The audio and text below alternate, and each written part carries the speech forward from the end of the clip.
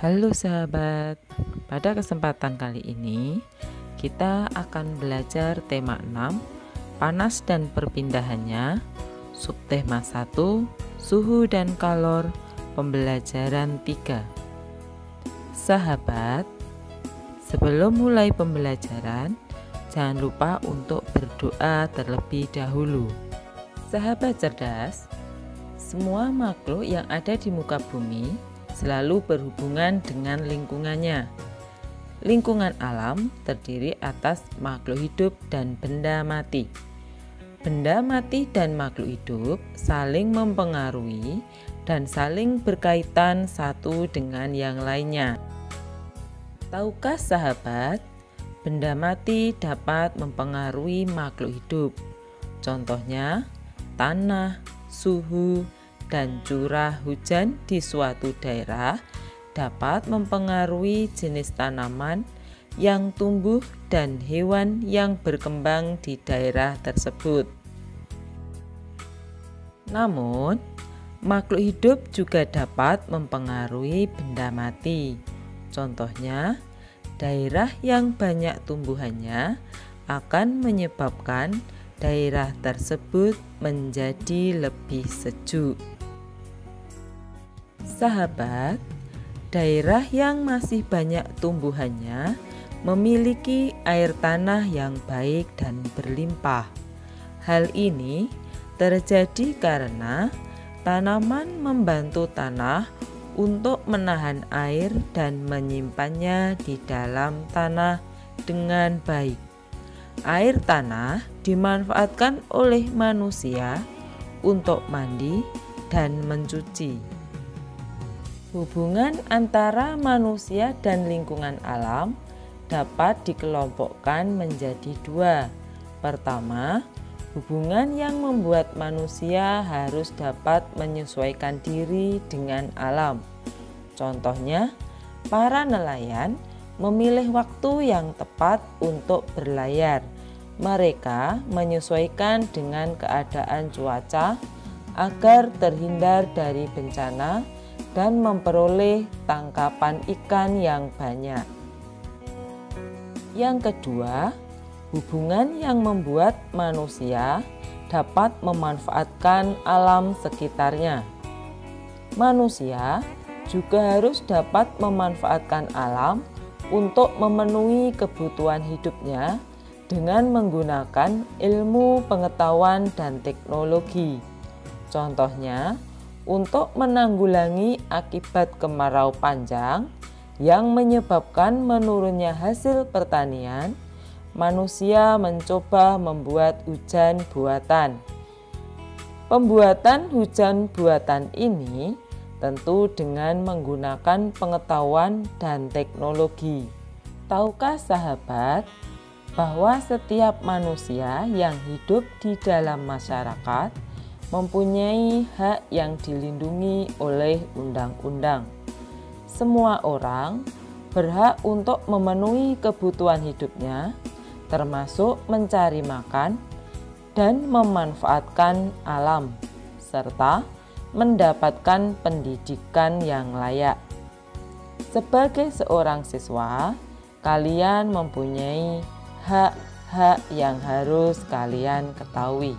Sahabat, pada tanggal 20 November tahun 1989,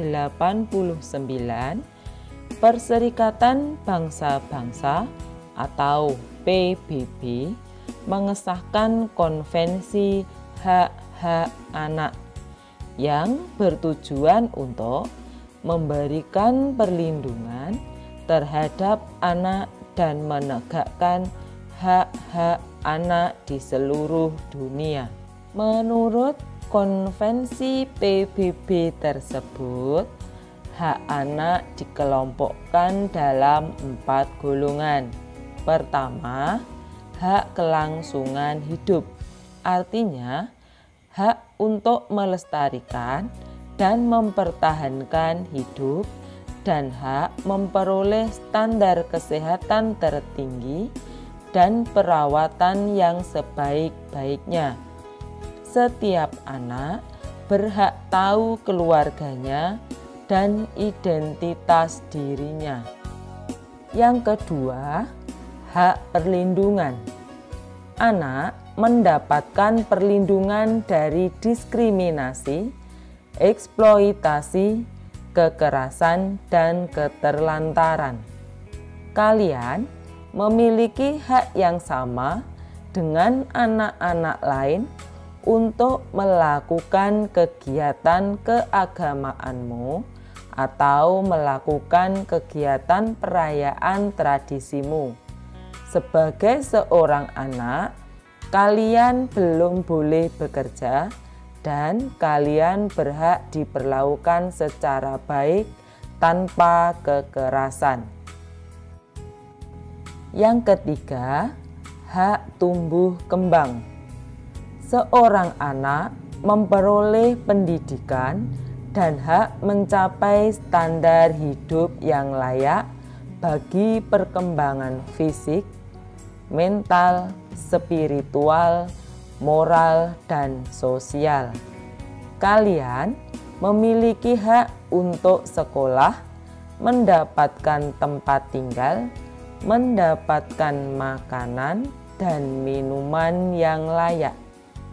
Hak kalian adalah bermain dan mendapatkan istirahat yang cukup, karena hal itu diperlukan untuk pertumbuhan dan perkembangan sebagai seorang anak. Yang keempat, hak berpartisipasi. Kalian mempunyai hak untuk menyatakan pendapat dalam segala hal yang mempengaruhi anak. Kalian juga berhak untuk memberikan pendapat jika itu berhubungan dengan kehidupanmu sebagai seorang anak, baik musyawarah dalam keluarga atau musyawarah di sekolah. Tahukah sahabat, ada beberapa hak siswa menurut peraturan pemerintah nomor 28 tahun 1990.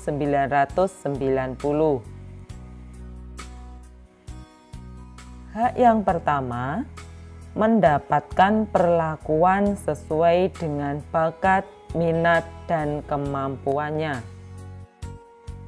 Hak kedua, memperoleh pendidikan agama sesuai dengan agama yang dianutnya. Yang ketiga, mengikuti program pendidikan yang bersangkutan atas dasar pendidikan berkelanjutan, baik untuk mengembangkan kemampuan diri maupun untuk memperoleh pengakuan tingkat pendidikan tertentu yang telah dibakukan.